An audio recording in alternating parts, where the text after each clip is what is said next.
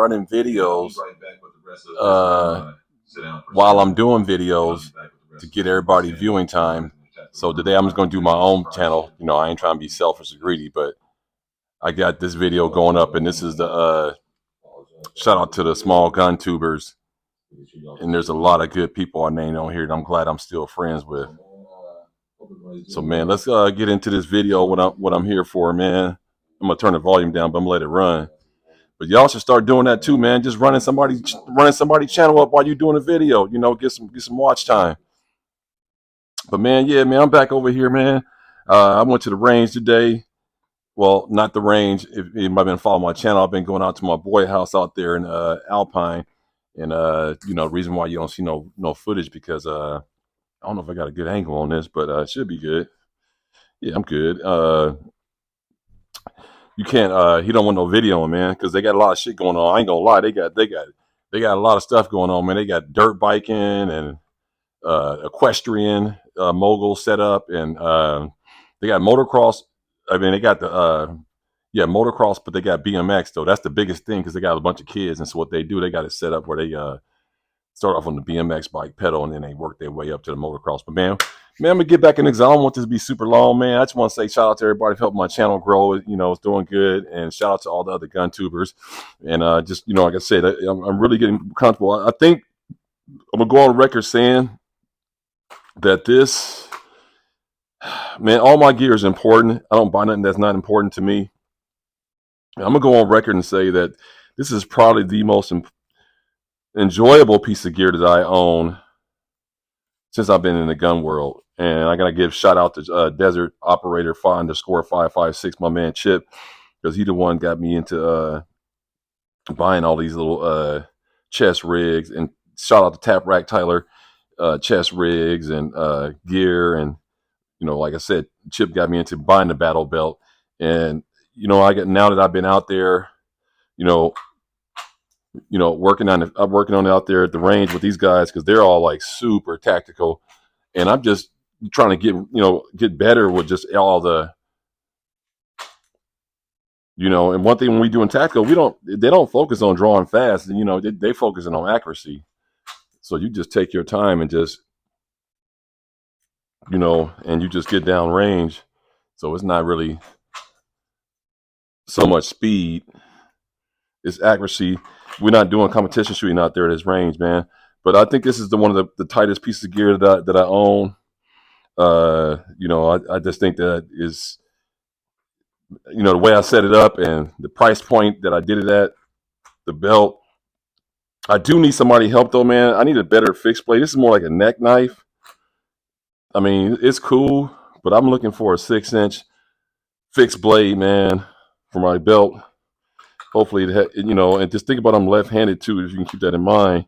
So if it has a clip that it can go both ways, because this one doesn't. It's like a little cheap one. So not really happy with this, but it's a great neck knife. I'll still keep it in my kit. But if someone can help me out with that, if you got one laying around, you want to send it to me, I'll hook you up. I don't want to go online and buy one because I'm not a knife expert, and I don't want to. I've been looking around. I'm just confused, man. They're expensive, man. I don't want to spend a couple $100. So, but let's get into this video, man. So things to consider. If you're buying your first rifle, just going to get right into it. The first thing you got to consider is what are you using it for? That's the number one thing, I think, when you're buying a rifle. You know, and let's just back up real quick. You're going to hear, if you're a new person to buying rifles and you're going to hear assault rifle, you're going to hear that term. There's no such thing as an assault rifle. It's an AR rifle, sporting rifle. So there's only two categories, basically. You have rifle, and then you have handgun. And so all the other language is just political propaganda trying to intimidate people. So there's no such thing as an assault rifle, my personal opinion. There's a rifle and then there's a handgun. Now, if you want to get into classification, short barrel rifle, meaning less than 16 inches versus long gun, anything above 16 inches, yeah, I'll buy that a little bit. But at the end of the day, even a shoulder fire rifle under 16 inches to me is still a rifle. So I just want to clear that up, man. There's no such thing as an assault rifle. It's either a rifle or a handgun. I'm just going to live with that. Anybody don't agree? Fine. I'm wrong, but I don't believe in no assault rifles. No such thing. All right, so the AR-15 is basically a rifle. It's just semi-automatic, or it could be fully. That's the only difference from a bolt rifle. Bolt rifle is just going to be one projectile at a time. So whatever, it's still a rifle. And just for the record, FBI report says that 59% of all deadly homicides are done by a pistol, which is a handgun. So that just tells you what a propaganda gets skewed already. Most people who do violent crimes against other people is with a pistol. It's not with a rifle. So let's make sure that's clear. You got the mass shooting and all that. I get that. A lot of those cats lately have been using AR-15s, but rifles. But for the most part, a pistol is the most deadly firearm in America as far as the FBI crime bureau status. Pistols take out more people than rifles in America. So now you got that established. What are you buying it for? Are you buying it for home defense? Are you buying it because you got up on the train in the military? You're buying it because you want to fortify your property. You want to make sure you got something that can reach out and touch people, all that kind of stuff. And then once you figure that out, then you have to decide what category of rifle you want to be in. So do you want to be in the AR-15 platform, which is semi-automatic? Some places these can be fully, but do you want to be in this platform, or do you want to be in the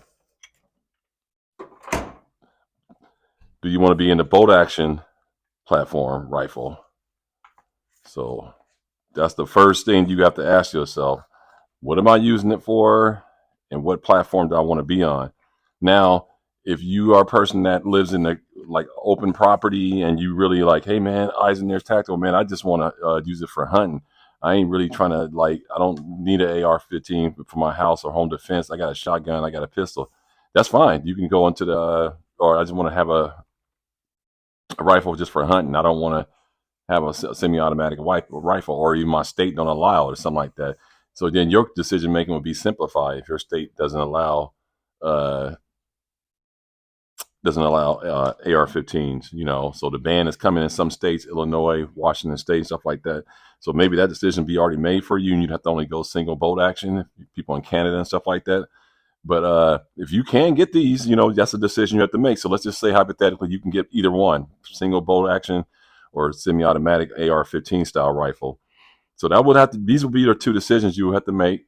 Okay. And if you go this route, things would be much simpler for you, regardless of what state you're in. If you go this route, things can get a little more difficult for you. So either way, and I can go into some of the advantages in both platforms. Me personally, clearly one of the advantages this is a 308 Savage right here, bolt action. This is clear YouTube. I have nothing in here. There's a empty magazine. I can tell you right now, one of the clear advantages with a rifle in a 308 caliber setup at 16 inches is you're getting great velocity. You're getting an outstanding velocity with the 16-inch barrel with a 308 caliber, which is pretty much the same platform as a 7.62 by 39. You can reach out pretty far, get a mile shot with the shooter. Now remember, accuracy is always going to be upon the shooter. The rifles and the pistols are much more accurate than most people are behind it. So that's all subjective of how accurate this weapon is and all that. That's going to be the shooter. But for the most part, that's what you're gaining with this type of particular setup with a 308 caliber, 16-inch single bolt action. You're going to get great velocity, great accuracy. You can reach out far distances, take out large game. It's quite a few advantages inside of this. Okay, so it wouldn't be a bad decision. Now if you live in a urban sector, metropolitan, the city, I can see how this could probably be a negative. And someone will say, well, how the hell that could be a negative? Well, it could be a negative because if you live in an apartment complex and you got a 16-inch 308 rifle for self-defense, because we already determined this is a great choice for farm protection, open land protection, hunting. Yeah, this is a great option. less people, the better for this. Yeah, you wouldn't even need semi-automatic if you live like where my son just came from Alaska out there. They can get away with semi-automatic single bolt action rifles just because there's so much wildlife and and they hunt. But in the urban sector, yeah, you probably have a problem with over penetration. When you talking about sending one of these rounds downrange, in an apartment complex setting, I mean that's a pretty extreme size bullet, you know. So you're talking about wall penetration, lawsuits, all kind of stuff. So that could be a drawback. And the ammo's expensive too. And a lot of guys out in the bush, they reload their rounds. So they'll catch their casings, they'll pick them up, and then they hunt in their areas and stuff. They'll pick these up and reload them. So they get multiple usages out of them. But for the most part, yeah, that'll be some of the drawbacks on that. So yeah, just something to think about. Now, like I said, home defense. Like I said, I don't think this will be a viable option for home defense in a urban setting, apartment complex, metropolitan area. But a ranch, open property, land, yeah, you can pull this off. Absolutely, you could. Because if you send one of these downrange whizzing by somebody's head, and they're over 400 yards away, because you already got no trespassing property signs up and things of that nature. Yeah, they're retreating, bro. You're good. Now, the AR-15 platform. This is a DPMS, 16-inch AR-15 style rifle. So, this. Now let's just get into some of the. Let's get into some of the advantages of the AR-15. Well, I can tell you off top, this in weight alone, it's light.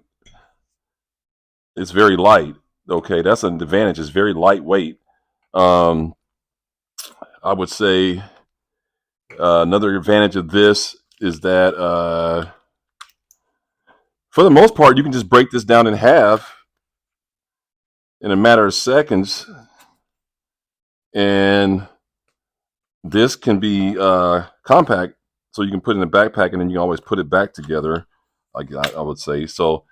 That's another advantage, where if you had to tote this around, if you was in a situation where you was trying to be just, you can see the difference. So that's an advantage right there. You can break this down, stick it in a backpack or whatever, and you have a full AR-15 style rifle ready to go. And you only got to just put 2 pins in there to get it back functioning.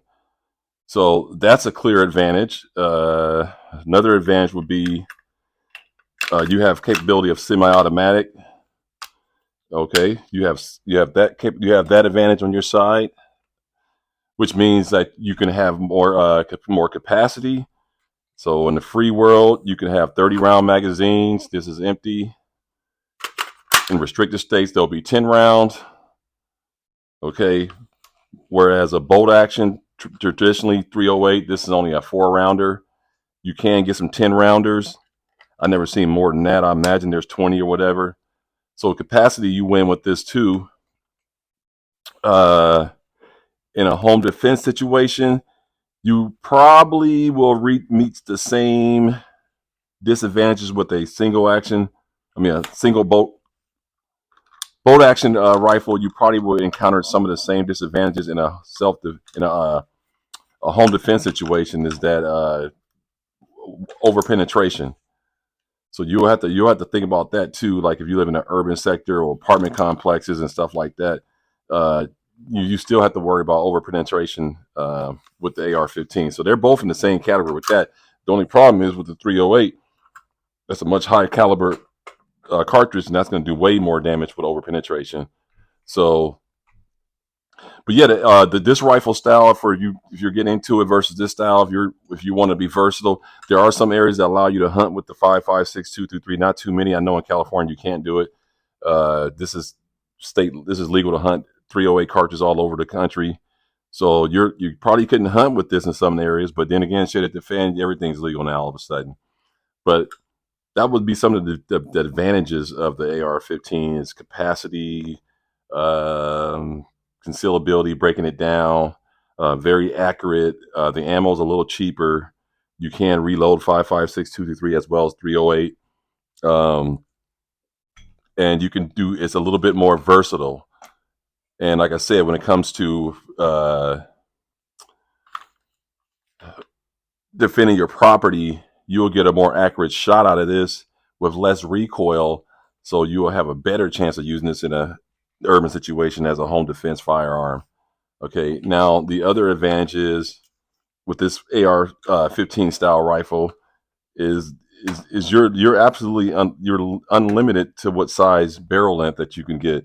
I mean, you can get 7.5-inch barrel length, same AR style, same caliber, 5.56. You can get this style right here. You can get 10.5-inch,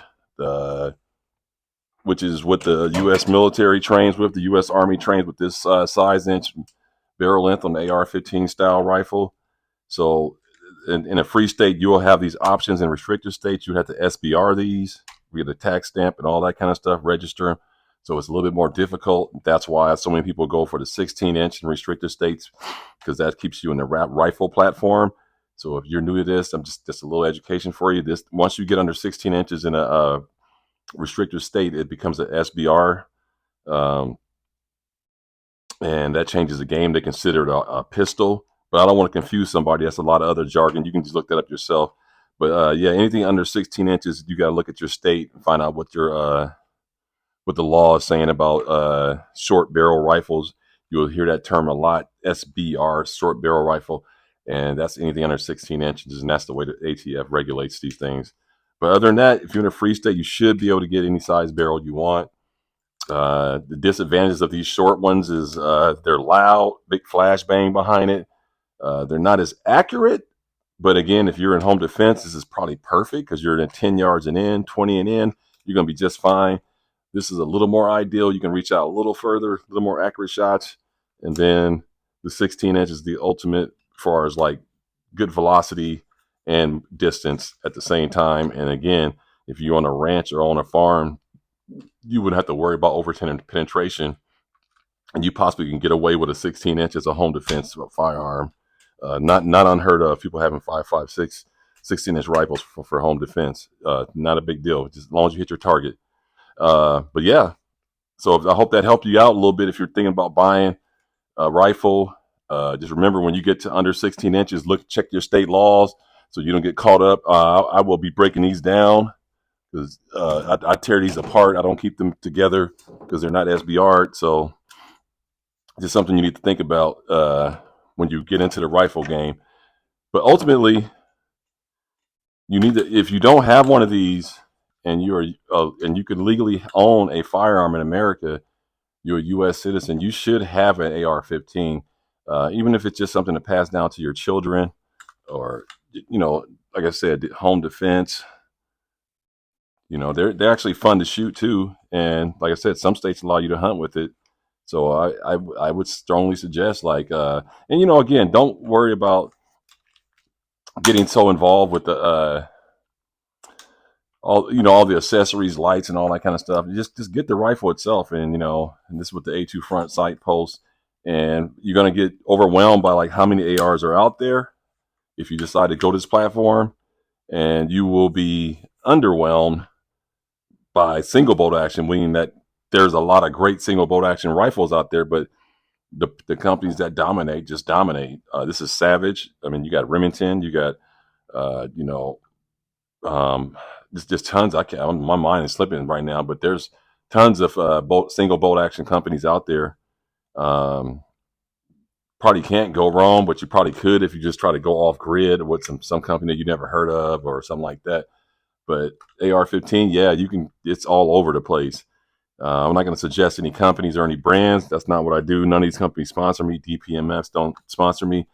I just got DPMS because that was the first one I bought. It's the only 16-inch AR-15 style rifle I have, and I enjoy it. It was a full build.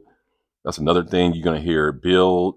And what they mean by build in AR-15 is like you can buy the upper separate from the lower and you can put them together, or you can buy a full stripped lower, the lower part, the receiver, which is the actual register part, and you can get a part kit and put it together yourself. So there's when you hear the word build, that's what people are speaking on, that they bought each section separately.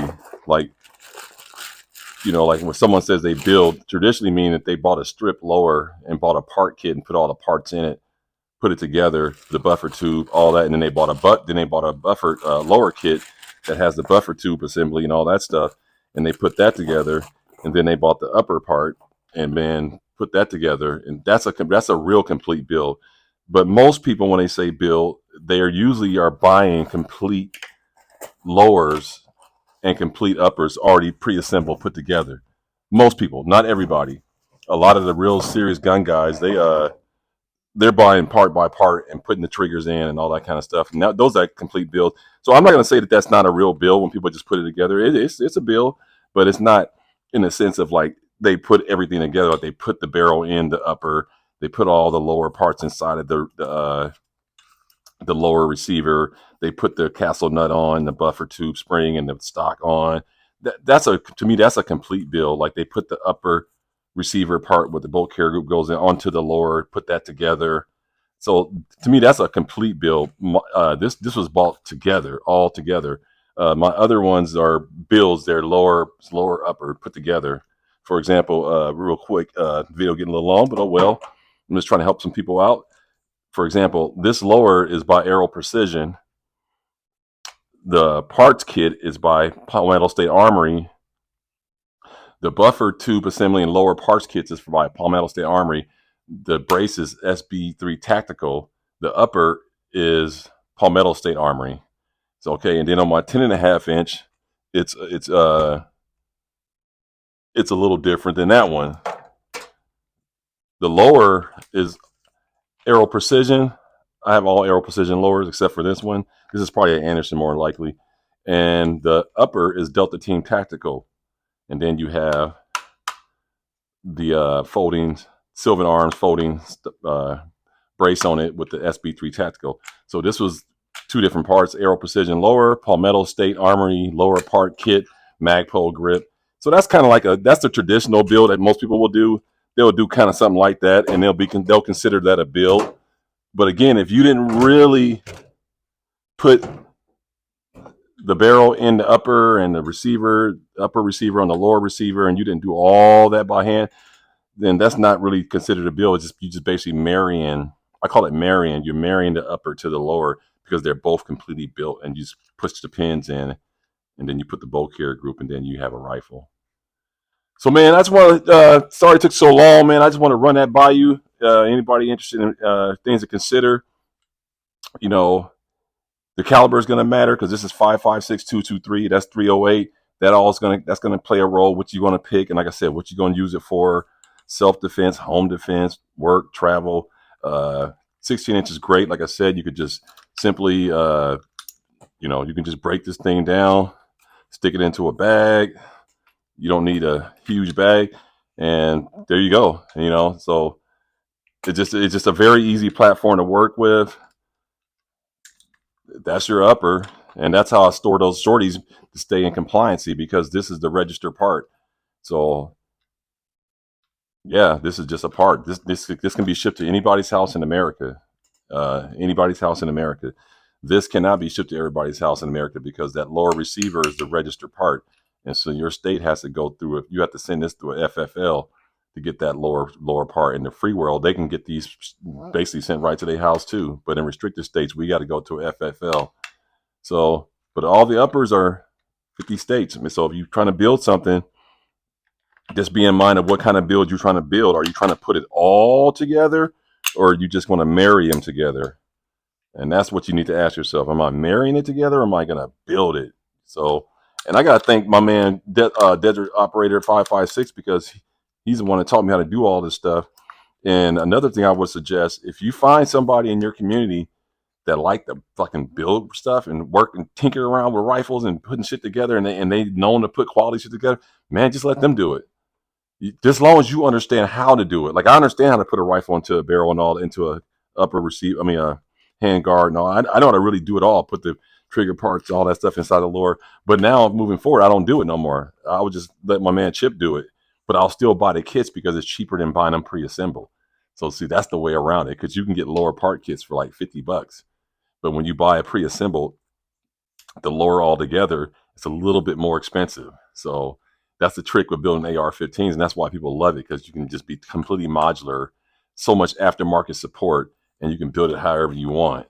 So for me, yeah, that's why I like this rifle. But I have both, clearly, but they both serve two different purposes. But they both are beasts, and they both have their place in society and on the range and then in the hunting world. Man, I hope everybody liked this video, man. It's your boy Eisner Tech, just trying to push some content out, man. Help some new. I'm trying to appeal to an audience that I think is being overlooked, because I see a lot of gun content. They just be using all these big words and all this kind of stuff, and it's not for everybody. Every day there's a new gun owner on the scene, and they come to YouTube to try to find out some stuff. And I think sometimes they get kind of discouraged because they feel like they're so far behind, but you're really not far behind. You just got to get you a gun and then get some training, and you'll have fun in this world. But other than that, man, anybody got any questions, comments? Anybody want to hear in this video can add some comments to some of the advantages and disadvantages of a single bolt action versus a semi-automatic AR-15 style rifle. There's no assault rifles in my hands. These are both rifles. It's just one is a single bolt action and one is a semi-auto. They both are magazine fed, and neither one of these rifles do more damage in America, according to the FBI, than a handgun. So let's just stop black eyeing these nice, beautiful rifles as if like they're the ones doing all the damage out there in society, and all the while it's the old sneaky pistols that are actually taking people out the most. And it's funny that they don't even bother these. They're so concerned with the Glock switch, and they're concerned with all these things. But a regular pistol is more concealable for a bad guy, more everything. You can get up close and personal and pull this thing out on an individual, and they wouldn't even never see it coming. But they don't go attacking these. So that's one thing about a pistol that makes it really a really underrated firearm, and that's why I strongly suggest everybody should have a pistol. But man, that's your boy Eisner's Tactical, man. Think about buying a rifle. I hope this helped you out. Everybody stay blessed. Peace.